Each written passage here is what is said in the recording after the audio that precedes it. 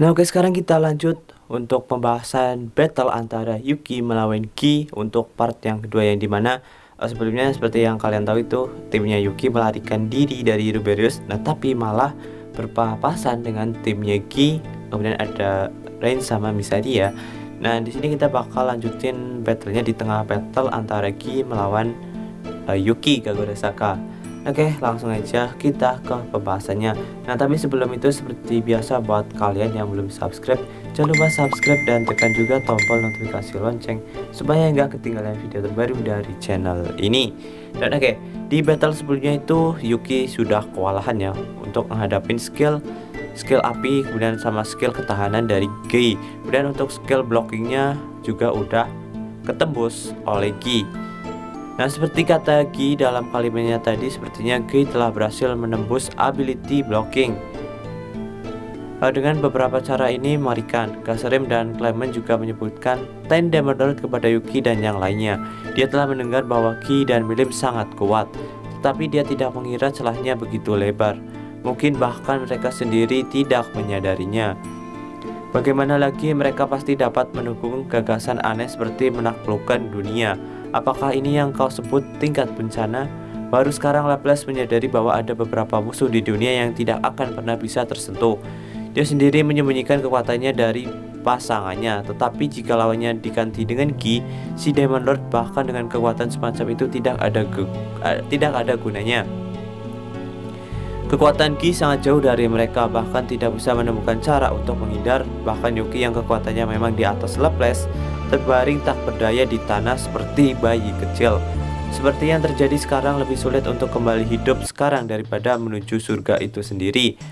Seseorang harus membuat pengorbanan. Laplace memiliki kesadaran ini dan dia mengenakan sikapnya yang bebas seperti biasa dan mengambil langkah untuk datang menuju Gi. Nah, jadi Laplace deketin si Gi ya.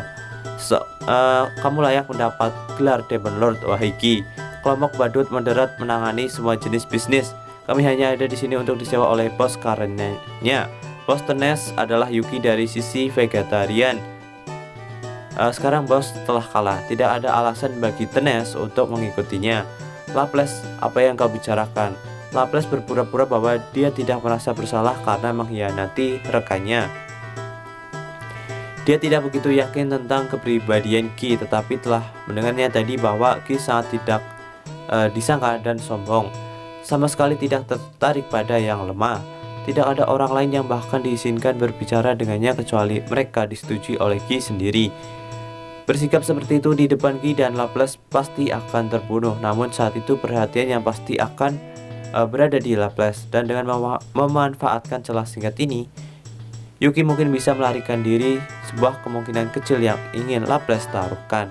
Jadi si Laplace ini mengalihkan perhatian Gi ya, supaya pandangannya itu teralih ke Laplace. Jangan pernah mengkhianati rekan dan tidak pernah mengkhianati klien. Itulah aturan dari Moderate Clown Troop. Karena itu Yuki pasti dapat mendeteksi pikiran asli dari Laplace. Batman terlalu memaksa dan berpikiran buruk, tetapi pria itu sangat baik bagi sesamanya.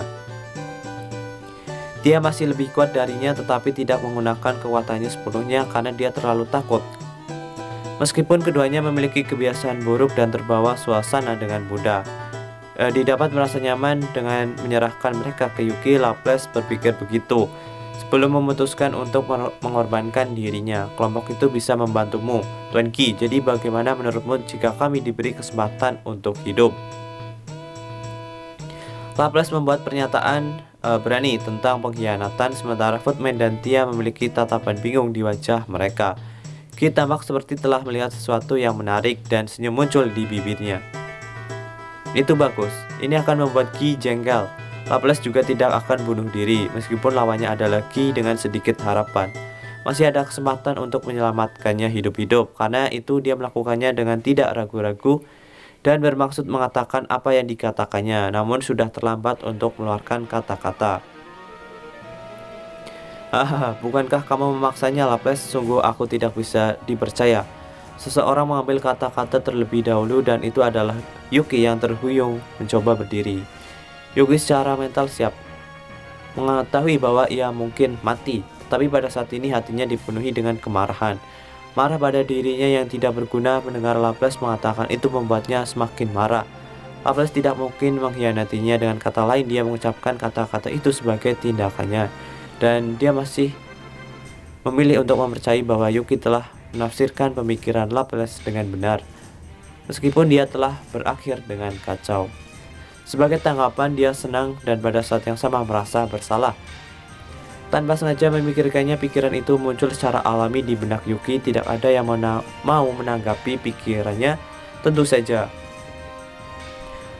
Tetapi pada saat ini sebuah kekuatan muncul di pikiran Yuki.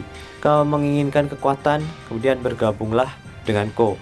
Hah? Kata Yuki kebingungan dalam benaknya. Duar. Aku pikir itu halusinasi, tapi suara ini terlalu nyata. Cukup bertukar denganku dan kau akan mendapatkan kekuatan terbesar.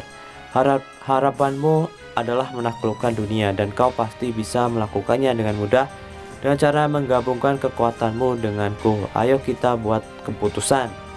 Mendengar suara itu berkata demikian, Yuki merasakan sedikit ketidaksenangan di hatinya.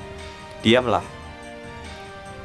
Aku adalah aku. Jika meminjam dari rekan itu masalah lain. Tapi meminjam kekuatan dari orang asing untuk mencapai ambisiku, aku tidak peduli tentang hal gila semacam itu. Jadi Yuki menolak dengan tegas. Ya, ambisi pribadi adalah sesuatu yang harus dicapai oleh tangan sendiri. Itu yang masuk akal dan Yuki bersikeras tentang itu. Suara itu tiba-tiba menjadi sunyi dan tampak bingung karenanya. Tidak masalah.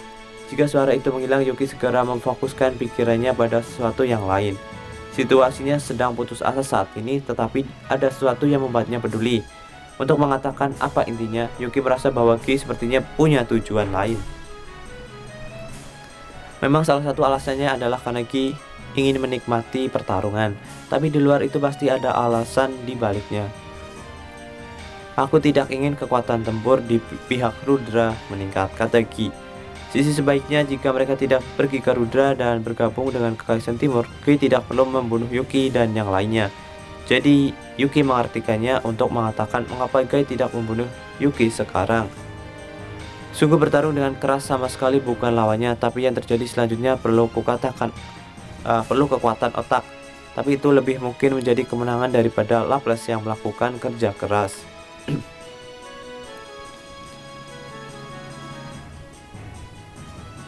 Bahkan dalam situasi ini Yuki masih tersenyum sinis ketika dia memutar balik penglihatannya. Aku tidak berharap kamu menjadi begitu kuat. Di luar perhitunganku, tapi aku menemukan satu hal setelah bertarung denganmu. Ya berarti kau tidak akan membunuh kami kan? Oh, kenapa kamu berpikir begitu? Kata Gi. Jika kamu bermaksud membunuh kami pasti sudah mati tadi. Apa artinya kau menyerang berulang kali dan membiarkan aku berenang di tepi kematian setiap kali? Sama seperti saat itu hanya untuk melihat Yuki dengan percaya diri menanyai Gai. Ki, akan gegabah melakukan hal seperti itu. Ki menunjukkan kekuatan yang kuat dan Yuki berani melakukan itu padanya. Itulah yang dipikirkan semua orang dalam hati mereka. Hanya saja Ki sendiri masih menunjukkan sikap senang. Kau tahu, tapi kau tidak perlu tahu jawabannya. Dengan menanggapi seperti ini, Ki menunjukkan bahwa dia tidak akan mengungkapkan pikirannya. Yuki mengangkat bahu. Dia mengharapkan pihak lain untuk menjawab seperti itu. Jadi dia tidak panik dan melanjutkan langkah selanjutnya. Kalau begitu, aku ingin membuat kesepakatan denganmu. Kau ingin membuat kesepakatan? Benar, jika kamu meninggalkan kami akan sangat membantu dirimu. Apakah itu akan membantuku walau sedikit? Tepat sekali, kau sepertinya tidak ingin bergabung dengan Kekaisaran Timur, tapi aku ingin kau mengubahnya sedikit.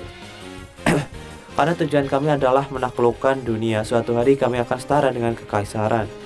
Sekarang aku telah mengiris melalui kekuatan besarmu. Aku tentu tidak ingin membuatmu sebagai musuh.